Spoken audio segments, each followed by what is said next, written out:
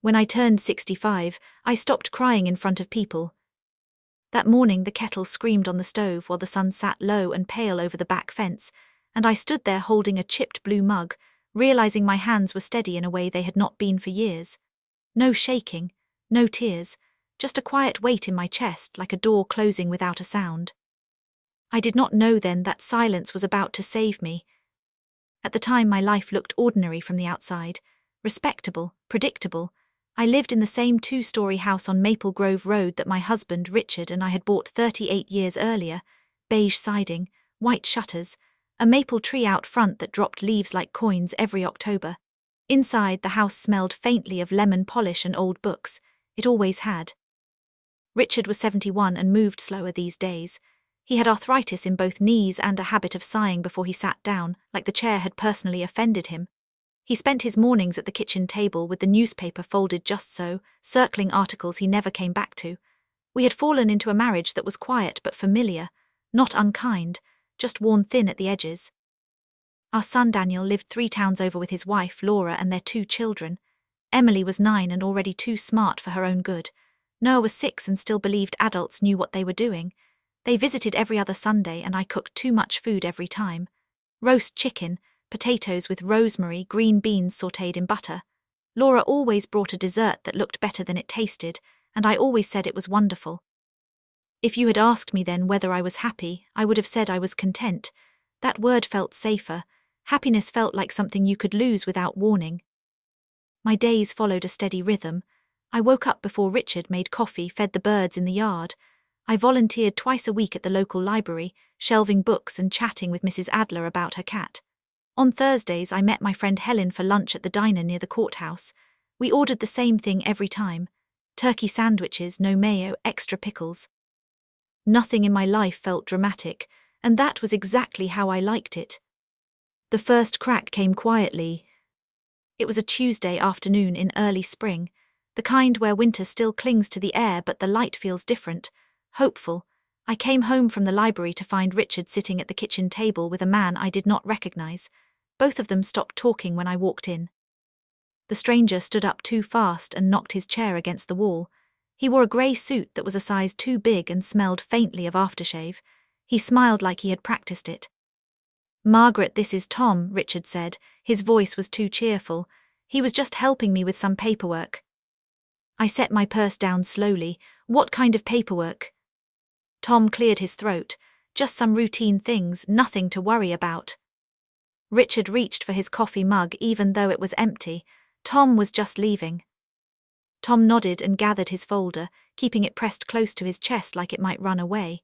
He shook my hand, his grip firm and brief, and then he was gone. The door closed behind him with a soft click. I looked at Richard. He was staring at the table. "What was that about?" I asked. He shrugged. "Just getting things in order, you know, at our age." I waited for more. It did not come. That night I lay awake listening to the house settle. The tick of the clock in the hallway, the hum of the refrigerator. Richard's breathing beside me shallow and uneven. I told myself I was imagining things. Men our age worried about paperwork, about the future, about dying. It was normal. Still, I started noticing small changes after that. Richard began taking phone calls in the den with the door closed. When I walked past, his voice would lower, then stop entirely. He started sorting the mail himself, a job I had handled for decades. Bills disappeared into his briefcase. When I asked about them, he said he was organizing. "Don't fuss, Maggie," he told me once, using the nickname he only used when he wanted something to sound harmless. "I've got it covered." I wanted to believe him, so I did. Daniel noticed too, though he did not say it outright. One Sunday afternoon, while the kids played in the yard, he stood with me at the kitchen sink pretending to rinse glasses that were already clean. "Dad okay?" he asked casually. I nodded. "He's slowing down, same as all of us." Daniel frowned. He didn't mention anything about changes, plans. "No," I said. "Why would he?" Daniel hesitated, then shook his head. "No reason." But the question stayed with me long after they left. The first real moment of doubt came 2 weeks later. I was looking for the warranty paperwork for the washing machine. It had been making a noise like a trapped bird, and I wanted to see if it was still covered. I went to the filing cabinet in the den, the one I had organized years ago, labeled in my neat handwriting. The drawer stuck, then slid open too easily. The folders were gone. Not rearranged, gone. In their place was a thin stack of unfamiliar documents clipped together. I pulled them out and sat on the edge of the couch, my heart tapping against my ribs. The words blurred for a moment before coming into focus. Property evaluation, market analysis, suggested listing price. I felt a chill that had nothing to do with the room. When Richard came home later, I was sitting at the table with the papers laid out in front of me. He stopped short when he saw them. "What's this?" I asked. He sighed and rubbed his face. "I was going to tell you." "Tell me what?" "That the market is good right now." "For what?" My voice was steady. I was proud of that. "For the house." I stared at him. "Why are you talking about selling our house?" He sat down slowly. "We don't need all this space anymore. We raised our son here." "Yes," he said, "and now he's grown." I waited for him to say more. He did not. "You invited a stranger into our home to talk about selling our house without telling me," I said. "I didn't want to worry you." That sentence landed heavier than anything else he could have said. "I live here," I said quietly. "This worries me." He looked at me then, really looked, and something flickered across his face. Guilt, maybe, or impatience. "We'll talk about it later," he said. "I'm tired." That night I did not sleep. I lay there replaying every conversation, every closed door, every phone call. The house felt different, like it was listening. I thought about the maple tree out front, the way we measured Daniel's height against the doorframe, the scratch on the banister from when he rode his bike inside like a fool. I thought about how much of my life was tied up in these walls. And I wondered, for the first time, what else Richard was not telling me. The next morning I did not cry. I did not confront him again. I made coffee. I fed the birds. I went to the library and smiled at Mrs. Adler. But something in me had shifted. Silence, I was beginning to understand, was not always weakness. Sometimes it was space. Sometimes it was preparation. On Thursday, over turkey sandwiches and pickles, Helen noticed I was quiet. "You're miles away," she said. I stirred my iced tea. "Do you ever feel like you're the last to know something about your own life?" She studied me for a moment. "Yes," she said, "and it usually means someone thinks you won't like the truth." I nodded. The words settled deep. That afternoon when I came home, the house was empty. Richard's car was gone. On the counter sat an envelope with my name on it, written in his careful block letters. I did not open it right away. I stood there listening to the hum of the refrigerator, the tick of the clock, the sound of my own breathing. For the first time in a long while, I did not rush to fill the silence. I let it speak. I opened the envelope after the kettle boiled and went cold again. Inside was not a letter, no apology, no explanation written in Richard's careful hand, just copies, forms, Maury paperwork, a manila folder's worth of decisions already made without me. A listing agreement. Unsigned but filled out, our address typed neatly at the top, the suggested asking price circled in red ink, a sticky note attached with 3 words written on it. "We'll talk soon." I sat down at the kitchen table and let my fingers rest on the paper. The surface felt smooth, almost comforting, like it was trying to pretend nothing was wrong. Outside, a lawn mower started up somewhere down the street. Life went on, loud and ordinary. Mine felt like it had tipped sideways. When Richard came home that evening, I did not mention the envelope. I served dinner as usual. Meatloaf, mashed potatoes, peas. He ate quietly, complimented the seasoning, asked about the library. I answered in full sentences, polite and calm. I noticed how relieved he looked. After dinner, he turned on the television. Some old detective show he'd seen a dozen times. I sat in my chair with a book I did not read. "You're quiet," he said eventually. "So are you," I replied. He chuckled like it was a harmless observation. Nothing wrong with a little peace. I looked at his face, the lines I knew by heart, and felt something settle inside me. Not anger, not yet, something steadier. That night while he slept, I got up and went to the den. I did not rummage, I did not tear through drawers like a woman in a movie. I opened the filing cabinet slowly, deliberately, and examined what was there. The folders I had labeled were gone, but new ones had taken their place. Legal, financial, organized by someone who knew what they were doing. I sat on the floor and went through them one by one. There were statements I had never seen, accounts with balances that made my stomach tighten, withdrawals I did not recognize, and then, near the bottom of the stack, a document that stopped my breath altogether. Power of attorney. Limited but clear. Richard had arranged it months ago. His signature was at the bottom, the date circled. My name was not anywhere on the page. Instead, it listed Daniel. I sat there for a long time, the carpet rough beneath my legs, the house quiet around me. My first instinct was disbelief, then hurt, then a slow, creeping sense of something colder. This was not confusion. This was not oversight. This was planning. The next morning, I called Daniel. He answered on the third ring. "Hey, Mom." "Are you busy?" I asked. There was a pause. "Not really. Why?" "I need to ask you something," I said, "and I need you to answer honestly." Another pause, longer this time. "Okay. Did your father talk to you about the house?" Silence. I could hear the faint sound of children in the background, a cartoon playing. "He mentioned it," Daniel said carefully. "When?" I asked. "A while ago." "How long is a while?" Daniel exhaled. "Back in the fall." The room felt smaller. "And you didn't think to mention it to me?" "I thought he had," Daniel said quickly. "He said you knew." "No," I said, "I didn't." "I'm sorry, Mom." I closed my eyes. "Did you agree to it?"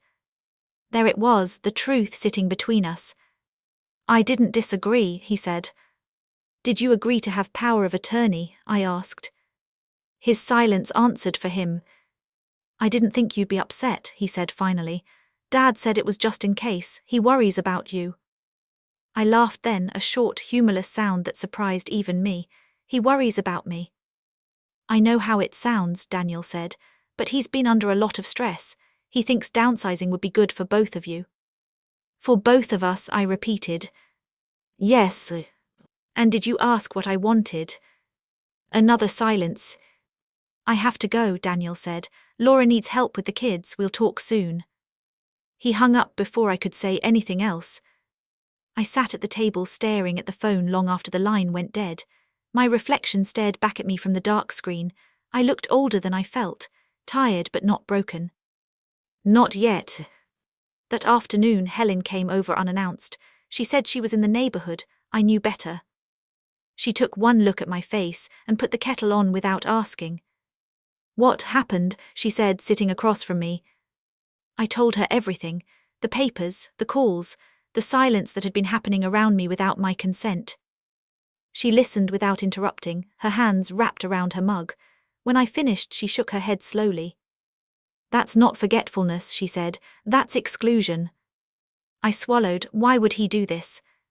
Helen thought for a moment. Fear, control. Maybe he thinks he's protecting himself or your son.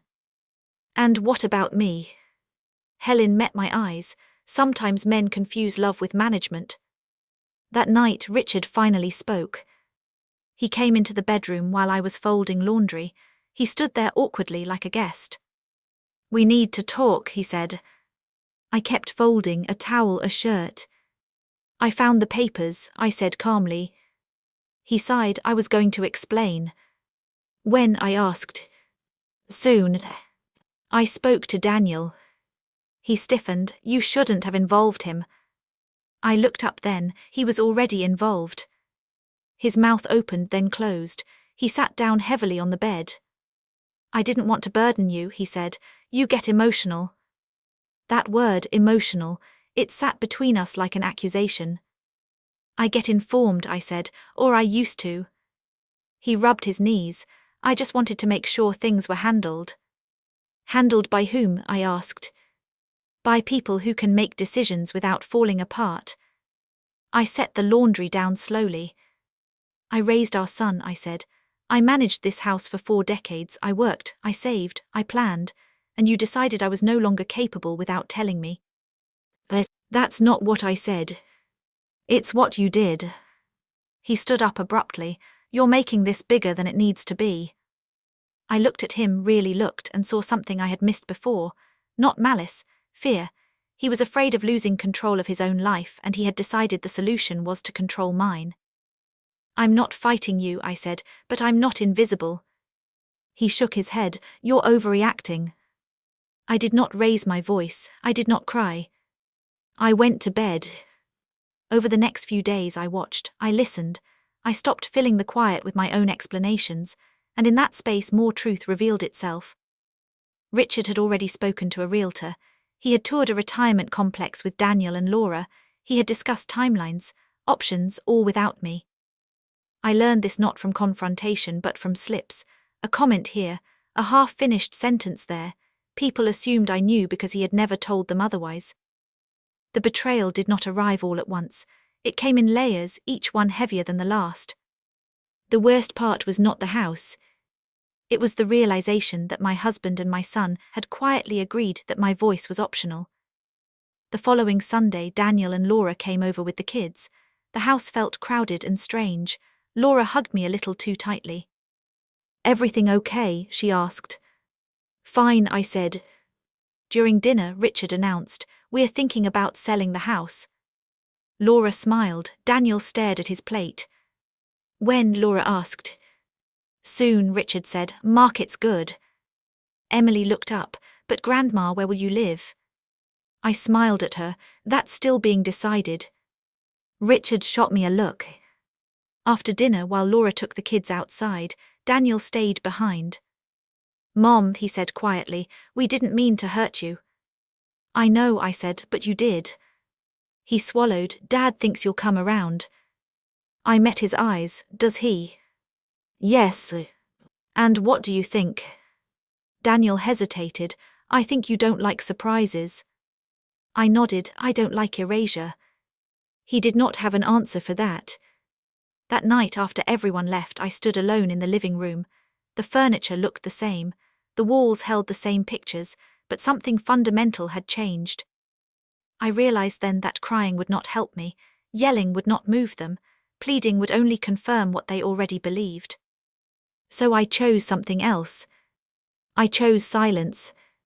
Not the kind that shrinks, the kind that listens, that plans, that waits. Because if they thought my quiet meant consent, they were about to learn how wrong they were. Silence has a way of sharpening your hearing. Once I stopped explaining myself, I began to notice everything. The way Richard avoided my eyes when he talked about the future. The way Daniel used careful language around me, like I might crack if he said the wrong thing. The way Laura watched me with polite concern, as if she were managing a situation instead of being part of it. I did not announce my intentions. I did not threaten. I did not warn. I prepared. The first thing I did was make an appointment with an attorney. Her name was Claire Whitman. She was in her early 50s, with short silver hair and reading glasses that hung on a chain around her neck. Her office smelled faintly of coffee and paper. When I told her my story, she did not interrupt. When I finished, she leaned back in her chair and folded her hands. "You're not powerless," she said, "but you've been treated as if you are." I nodded. "That's how it feels." She slid a legal pad toward me. "Let's start with what's legally yours." For the next hour we went through documents. Marriage records, property deeds, retirement accounts. I had been listed on everything, every mortgage payment, every tax filing, every investment. Richard could not sell the house without my signature. He could not legally override me simply because he thought it was best. The power of attorney was real but limited, and it could be challenged. "Why would he do this?" I asked. Claire tapped her pen against the pad. "Often it starts with fear, but fear doesn't excuse exclusion." I left her office lighter than I had felt in weeks, not relieved, grounded. That afternoon I opened a new notebook at home. I wrote down dates, conversations, names, what was said, who was present, not out of spite, out of clarity. When you write things down, they stop floating around in your head like accusations. They become facts. Richard noticed the change in me almost immediately. "You're awfully calm," he said one morning as I poured coffee. "I feel clear," I replied. He frowned. "About what?" "About myself." He did not like that answer. A few days later, the realtor called the house. I answered. Hello, this is Mark from Evergreen Realty, the man said cheerfully. I'm just following up with Richard about listing the Maple Grove property. Richard was in the garage. I could hear him moving boxes. I'm Margaret, I said, Richard's wife. There was a pause. Oh, hello. You can stop following up, I said calmly. The house is not being listed. Another pause, longer this time. I was under the impression. You were misinformed, I said. Please remove our address from your active files. Yes, ma'am, he said, his cheerfulness gone. When I hung up, my hands were steady. That evening, Richard confronted me. I heard you spoke to Mark, he said, standing in the doorway like he was blocking an exit. Yes. You had no right. I looked at him. I have every right. You embarrassed me. I protected myself. He scoffed. This is exactly why I didn't want to involve you. I set my mug down, because I think for myself. Because you complicate things. I smiled, small and sad. Life is complicated. You don't get to simplify it by erasing me. He threw his hands up. What do you want, Margaret? I thought about that, really thought.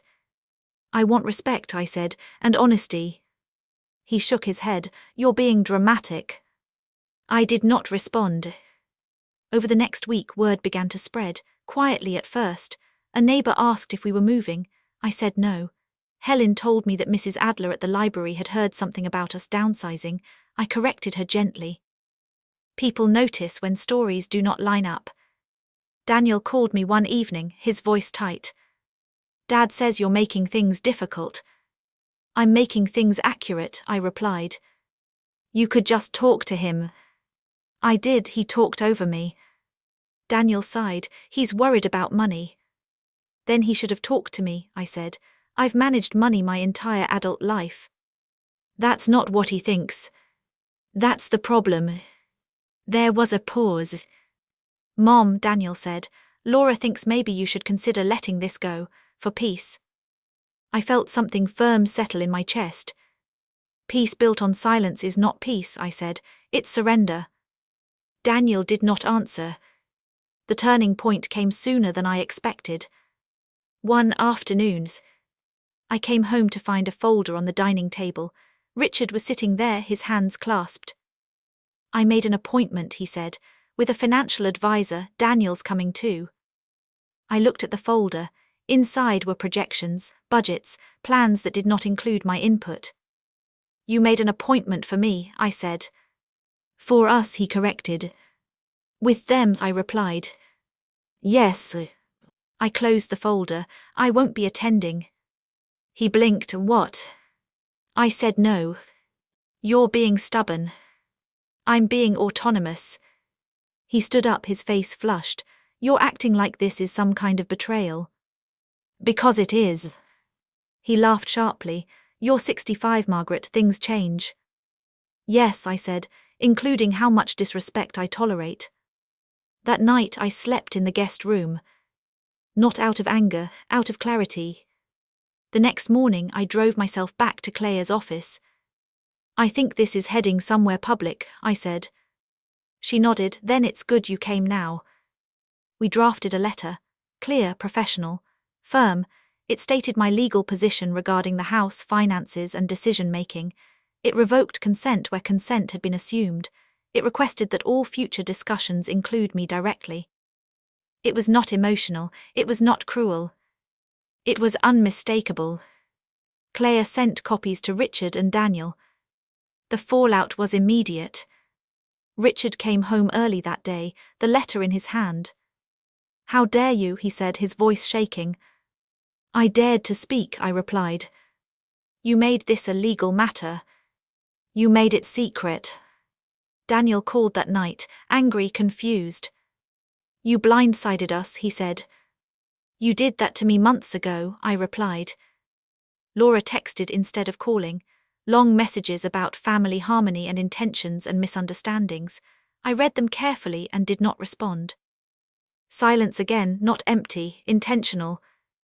Within days the tone changed. Richard stopped talking about selling. Daniel stopped suggesting.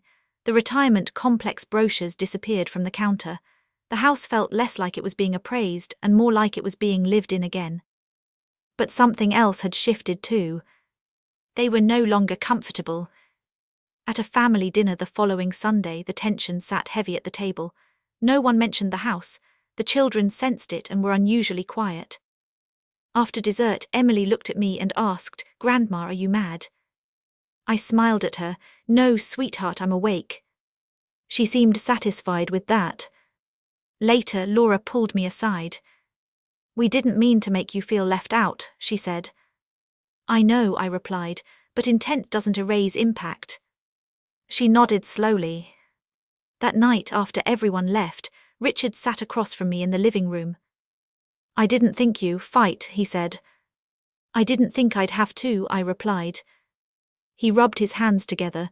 "I was scared." "I was too," I said. "The difference is I didn't decide for you." He looked at me then, really looked, as if seeing me again for the first time in years. "I don't know how to fix this," he said quietly.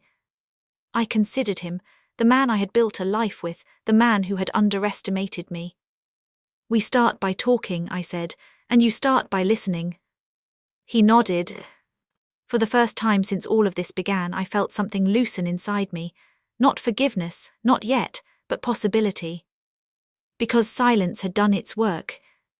It had given me space to see clearly, to act deliberately, to reclaim ground I had not realized I was losing. And the truth was finally out in the open. But the consequences were just beginning. Once the truth steps into the room, it changes the temperature. People speak more carefully. They choose their words like they might break something. That was how it felt in our house after the letter, like everyone was suddenly aware of the floor beneath their feet. Richard tried in his way. He began asking instead of telling. Small things at first, what I wanted for dinner, whether I felt like going out or staying in. He lingered in doorways like he was waiting for permission to enter a space he used to assume was his.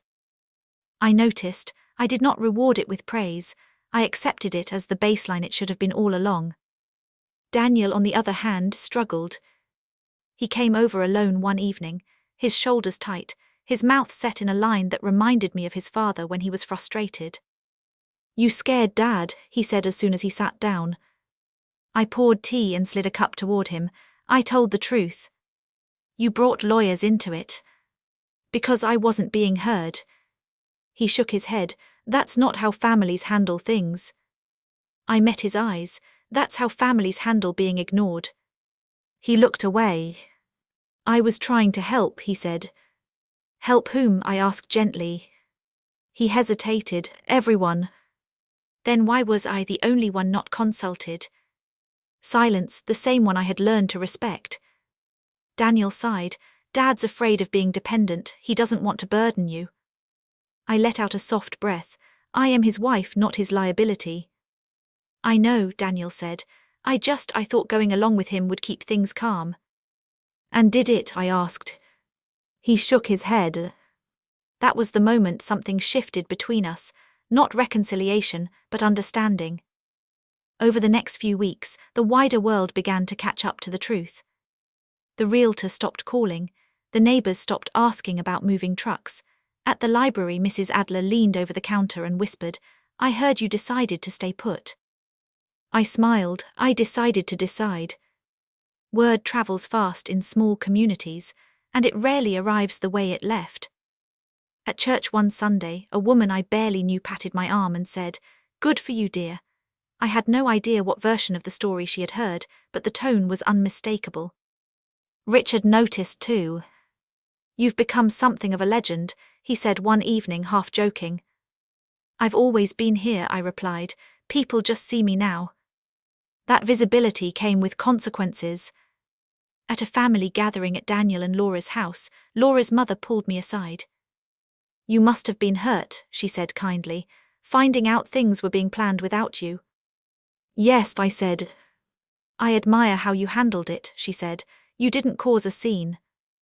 I thought about that later, about how dignity is often mistaken for passivity, how calm is read as compliance. Richard's brother Thomas was less subtle. He called Richard one afternoon while I was in the room. I could hear his voice through the phone, sharp and disapproving. "You let her embarrass you," Thomas said. Richard glanced at me and lowered the phone. "I'll call you back." Afterward, he sat quietly for a long time. "What did he say?" I asked. "That I should have handled things better," he said. I nodded. "You should have." He did not argue. But consequences are not always loud. Sometimes they are internal. Richard began to confront things he had avoided for years: his fear of agging, his discomfort with vulnerability, his assumption that leadership meant control. We talked more in those weeks than we had in the past decade, not always easily, not always kindly, but honestly. One night, sitting at the kitchen table long after dinner, he said, "I didn't think you needed to be involved in the hard parts." I looked at him. "I've lived a hard life. You just weren't paying attention." He winced. "I thought I was protecting you." "You were protecting your idea of me," I said, "not the real one." That distinction stayed with him. The public consequence reached its peak at Daniel's birthday party. Family from both sides gathered in their backyard. The air smelled like charcoal and cut grass. Children ran with sparklers even though it wasn't dark yet. Someone turned the music up too loud. At some point, Thomas cornered me near the picnic table. "So," he said, "you put your foot down." "I stood my ground," I replied. He smirked. "Careful, men don't like that." I looked at him steadily. "Men who need control don't." He opened his mouth, then closed it. Across the yard I saw Daniel watching us, Laura beside him, Richard hovering nearby, unsure. Something about that moment felt final, like a line had been drawn not just in our family, but in how I was seen. No one interrupted me, no one defended Thomas. The conversation drifted away from him and toward me, quiet but clear. Later, Daniel came over. "Uncle Thomas is old-fashioned," he said. "So is sexism," I replied. He smiled despite himself. That night when we got home, Richard sat heavily on the couch. "I didn't realize how many people thought of you as secondary," he said. "And now?" I asked. "And now they don't," he said. That was the public consequence, not shame, recognition. But healing is slower than recognition. I still felt the sting of being left out, the ache of knowing my own son had agreed to decisions about my life without me. That does not disappear just because apologies are offered. One afternoon, Daniel came by with a folder. "I wanted to show you something," he said. Inside were notes, budget ideas, long-term plans, written by him for us. "I should have done this with you from the start," he said. I took the folder and set it aside. "Thank you." That was all. I did not rush forgiveness. I let trust rebuild at its own pace. Richard began attending a support group for agging men at the community center. He did not talk much about it, but I could see the difference. He was softer, less defensive. One evening, as we sat on the porch watching the sun dip behind the trees, he said, "I'm afraid of becoming invisible." I nodded. "So am I." He reached for my hand. I let him. By the time summer arrived, the house felt settled again. Not untouched, changed, like a room after a storm that has been cleaned but not forgotten. The maple tree dropped seeds onto the driveway. The walls still held memories, and now they also held truth. Silence had carried me this far. But healing would require something else. Healing does not arrive all at once. It comes in small, unremarkable moments that only feel important later. For me, it began with a drawer. One Saturday morning, I opened the kitchen drawer that had always stuck. The one filled with odd batteries, rubber bands, instruction manuals for appliances we no longer owned. For years, I had worked around it, tugging just enough to get what I needed. That morning, I emptied it completely, wiped it clean, and fixed the track. When I slid it back in, it moved smoothly. I stood there longer than necessary, my hand resting on the handle, feeling something settle inside me. Order, control, choice. Richard watched from the table. "Didn't know that bothered you," he said. "It did," I replied. "I just didn't think it was worth the effort to change." He nodded, thoughtful. That became a pattern, small changes, honest conversations that did not circle around the truth but walked straight into it. We talked about finances openly for the first time in years, spread papers across the table, compared notes, argued gently, decided together. He admitted he had been afraid of needing help, of losing authority, of becoming dependent. I thought if I stayed in charge I'd stay relevant, he said. You were relevant long before you were in charge of anything, I replied. That landed. With Daniel the process was slower. He called more often, not with updates but with questions. He asked my opinion on work decisions, on parenting choices. He listened, really listened, even when my answers challenged him. One afternoon, while helping Emily with a school project at my dining table, she looked up at me and said, "Dad says you're strong." I smiled. Strong people don't always look loud. She nodded like that made perfect sense. The real turning point came unexpectedly. Richard had a minor health scare, nothing dramatic, chest pain that turned out to be acid reflux, but the waiting room was quiet and the fluorescent lights were unforgiving. As we sat there, his hand found mine. "I don't want you shut out," he said quietly, "of anything." I squeezed his hand. "Then don't shut me out." He nodded. After that, something softened between us. Not romance, something deeper, partnership. We started walking together in the evenings, slowly, around the block, past houses we had watched fill and empty over decades. We talked about agging, about regrets, about the things we still wanted to do. "I want to travel," I said one night. "Where?" he asked. "Somewhere new," I replied, "not to escape, just to see." He smiled. "Let's plan it." At Daniel's house the tension eased too. Family dinners became warmer, less careful. Laura apologized once directly. "I should have spoken up," she said. "Yes," I agreed, "you should have." She nodded, accepting it without defense. The public consequences had faded, but the lessons remained. People began to ask my opinion more. At church, at the library. Even Thomas, grudgingly respectful now, asked me about downsizing his own place. "I'm not selling my house," I said, "but I know how to read a contract." That earned a laugh. One afternoon, Helen and I sat in the backyard with iced tea. "You seem different," she said. "I am," I replied. "I trust myself now." She raised her glass. "About time." That trust was tested one last time. Richard came to me with an idea. He wanted to update his will, properly, transparently, with me present.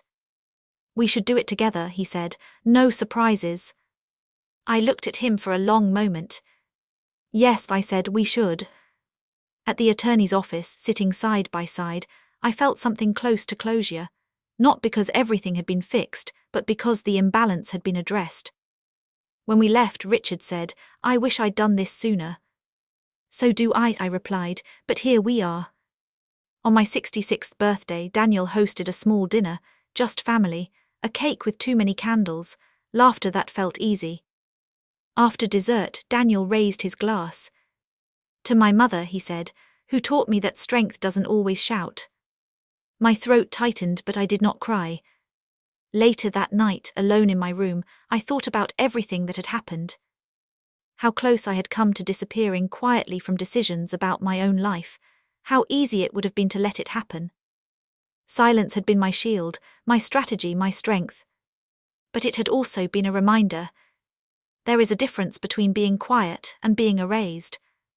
And at 65, I had finally learned which one I was willing to accept. At this stage of life, people expect you to shrink, to soften your voice, to let decisions happen around you instead of with you. They think quiet means agreement. They think tears are your only language. But I learned something at 65 that I wish I had understood much earlier. Silence can be stronger than tears.